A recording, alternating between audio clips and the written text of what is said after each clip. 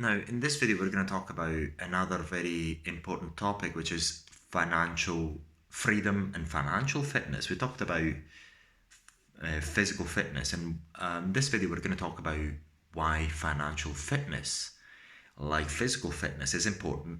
However, never use it to hook up with women. Never use it. Never actually show off your financial fitness. The fact that you've got assets, you don't need to work for other people, you've got people working for you, you're a leader and all that. Though obviously is a real turn off for women because it's actually a qualifier as such. You'd never qualify on a woman, or very seldom do that. And if you actually pull that card, you're actually starting to qualify.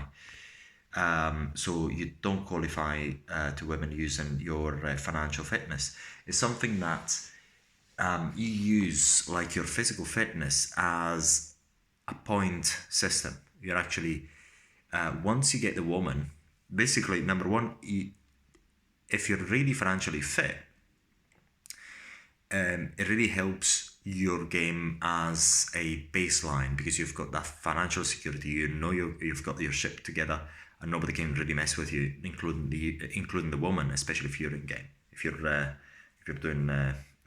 you're gaming women in cold approach, whatever you want to do it. So really, very likely it's going to help you anyway. There's nothing bad about it. So, but the point is, see whether I've got the chargers actually off there. So, but the point is, it's like physical fitness. You don't use it as a qualifier, but you use it indirectly. So throughout the gaming process, it will come out. I mean, by what you talk about, it will transpire from your conversation and whatnot, because you cannot really hide it voluntarily. It will transpire one way or another when she asks you about your work, or you're talking about your work. That's going to transpire in one way or another. But if you are financially fit, don't actually talk about that purposely. If it comes out, it comes out. It's a matter of time. It's going to come out at a certain point.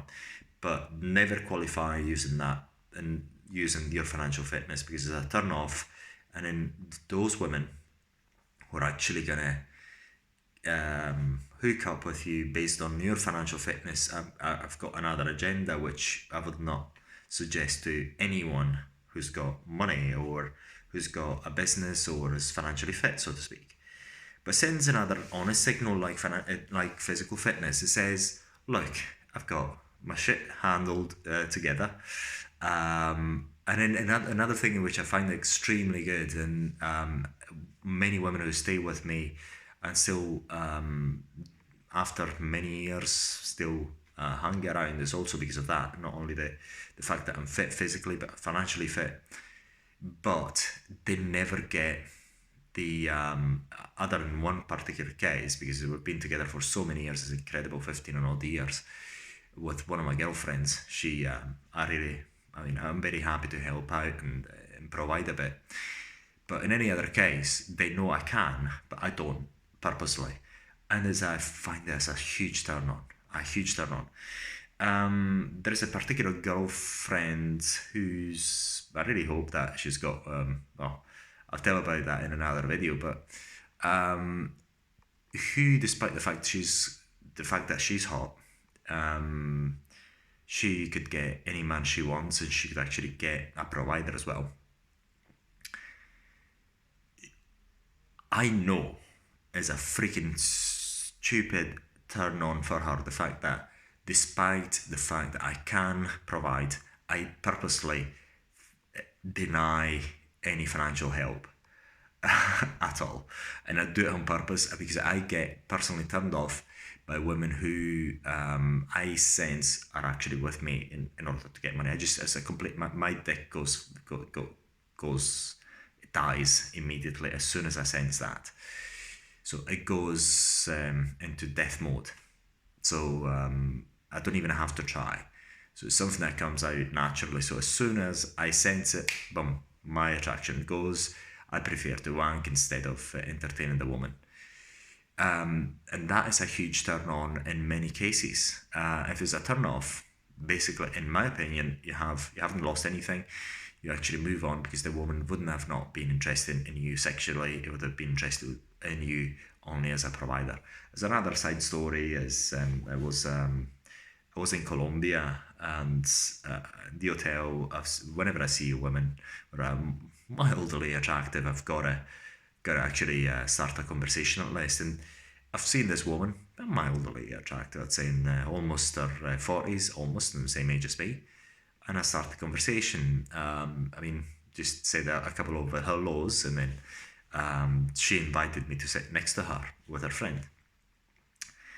And I started the usual stuff. And at some point in quite early on, she implied, well, if you want to hook up with me, you've got to splash out the money. I said, look, I think, look at what you've got here. You've got to splash out your money, not me. I don't need that. Absolutely not. I mean, I've got women lined up. And then the funny thing is, she got it immediately. She was turned on. And she turned out to be a hooker, a professional hooker. And funny enough, in the next few days, because she had an operation, vaginal operation, I don't know exactly, vaginal tightening or something of the sort. This is what high-end hookers get. She couldn't actually do anything with me at the point because she had an operation done recently in that area, so she couldn't actually do it. But obviously, I always have women around, even places like Colombia, where I actually don't live, because I just keep hammering it. So I think it was 2 days later, one of my girlfriends came over and she met her, and she got quite turned on by the fact that obviously I had another woman around there who obviously was hooking up with me. And then wait another 2 to 3 days, she found me with a freaking stunning 20-year-old having breakfast with me. Obviously, if she has breakfast with you in a hotel, something that must have gone on. And also, you tell really quickly whether a woman is a hooker or not. And she realised she wasn't a hooker either. So it's quite, how can I put it? Financial fitness is very important. It gives you points like physical fitness. Check out the videos on physical fitness and why it gives you points. Don't use it ever as a qualifier to attract women, because it's a qualifier. If you actually bring it out, bang, you're very likely to lose attraction, genuine attraction. And then you may be put in the provider frame, so which you really want to, in my opinion, you want to avoid like the pest. Never be a provider. Absolutely not, in my opinion. But then if you want, you can do it. As I said, I've got my own exception. In one case, I'm a provider in one case only, but we're talking about a girlfriend that's been with me for now 15, 16 years. I can't even remember. It's actually the mother of one of my children. So it's obviously it's a very different thing, and we've known each other for so long. I know she's not there for the cash, so that's a different thing. It's genuine what we've got going on, and she knows that she knows about the way I am. As she's very jealous, but given the fact that I know that this is not really what she's interested in, and really it's not a problem. But it's something that I've realised after many years of hooking up with this particular girlfriend. We've been talking about 15, 16 years now. So that's the point. Financial fitness, very important. Like physical fitness, it gives you extra points. Never ever use it as a way to game. It's gonna all about financial fitness is like physical fitness. You have it, you don't really show it directly. Sooner or later, it's gonna come up one way or another, and when it comes up indirectly, it's gonna give that extra spark of attraction. If and when she starts putting you, because it becomes that at the point as a shit test, it starts to put you in a provider frame and then buy me this, buy me that. So you're saying, well, nope. You just go get get it yourself. Go to work. This is what I do with one of my the girlfriends who's one of my girlfriends who keeps trying to do that. I keep actually say, well, you go get it yourself, go make money. And she's quite a stunner. So she was very very puzzled about the fact that I never ever flinch on it. I don't freak it because I just get completely uninterested as soon as that comes up. So that sort of test I pass all the time. So if and when she realizes that you've got financial freedom and you're financially fit, she may not, depending on the woman, try to put you on the provider frame, try to say, well, buy me this, buy me that. Deny it, absolutely not. Actually make a point on having her to offer. I would actually do that, and I have done it. And then once she starts providing, then you provide back. Do it as a, make sure as, this is what I do, I make sure it's quite a fair relationship. Is to say, if we're going out on a dinner, then either we split, or is one time is me, another time is her paying for it. And that really keeps the attraction going. But what I find more often than not is that they tend to do it voluntarily. They don't even go there. Pretty much maybe because I'm interested in women that are genuinely interested in me.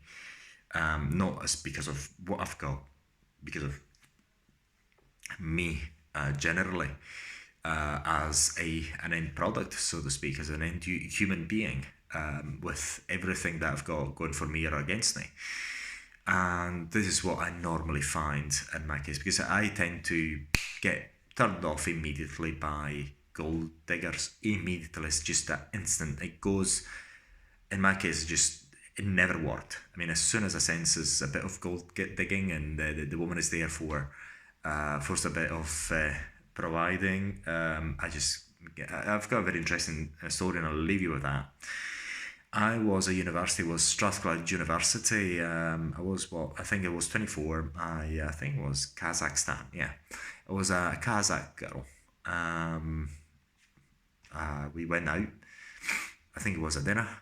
And then I think we went to a club. So I think, if I remember well, it was dinner. And obviously, as a student, I wasn't wealthy at all. So my parents were providing for me. So at the moment of the bill, I said, well, we'll split. I didn't notice anything at that time. But then I think we agreed to go on to a club. I think the entry fee was £10 at the time, if I remember well, roundabouts that, yeah. To me, £10 at the time was quite a bit of money. Now it's absolutely nothing. I don't care. So nowadays, I've actually maybe provided immediately for the first date. I don't care, but not at the time. At the door, I just gave my own money, and then I kind of remember having that sort of moment where it was a bit awkward for her, not for me. I wouldn't have paid a dime anyway, because it was my parents' money, and I thought it wouldn't have been fair to my parents to provide for a girlfriend I wanted to hook up with. So I kind of felt it at that time, but I just didn't care. But okay. After I paid, I just waited there as she paid. Well, went to the club, nothing happened. We didn't actually hook up. I didn't do anything. I didn't actually bang. And then I think I've called her again for a second date or something. So she said very, very openly, said, look, in my country, what happened last time, it was not good, because men provide. Men pay for the bills, for women's bills, and you didn't. I had to pay for my own bills. And therefore, there's a turn off for me, and there's a no go for me. This actually was very, very, very to the point, and I think it was the best thing. She could have done it. She could have done. Obviously, she didn't like me enough, because when women like you enough, they don't really care at all. They really don't care about whether you're a provider or not. When it's on with you, it's on with you. That's it. I mean, doesn't really matter. That's a very important lesson I've learned many times over and again. So when they like you, even if you don't provide it, they'll just stick around, and no matter what. And I said plainly, look, it's my parents that give me the money. I don't think it's fair to my parents that pay for my education to pay for your meal and your entertainment. It's very simple.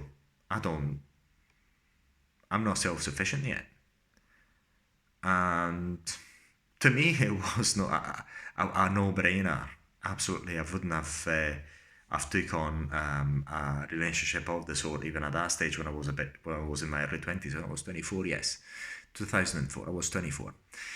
No regrets. And then, yeah, pretty much that ended there. But the funny thing is that later on then, I saw a Chinese girl, absolutely freaking big arse, absolutely love it.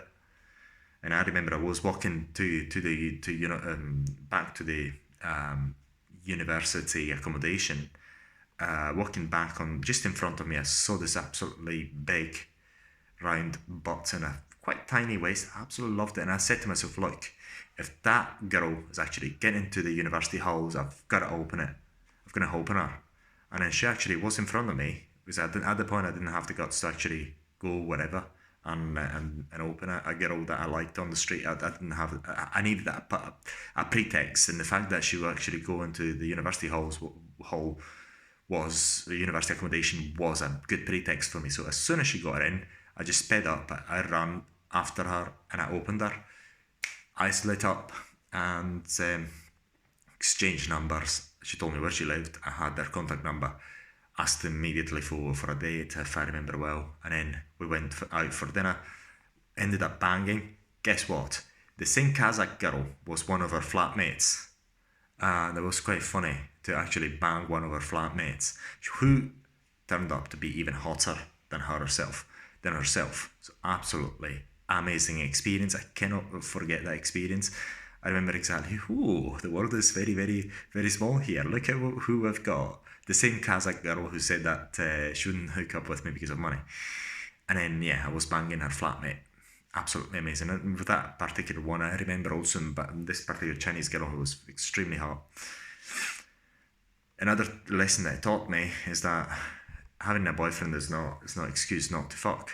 Because I remember exactly at the dinner date, we had a pizza, if I remember well, which I'm sure that we split 50-50. My policy at the time, because I couldn't actually, I didn't think it was fair for my parents to pay for me to take girls on dates. I think it was £10 at the time, if I remember well. It was a lot of money for me. And what happened was that she asked me whether I had a girlfriend. And at the time, I lied, because I always have girlfriends. I mean, it's a constant in my life. I always have women in my life. Had women in my life since I was, 23,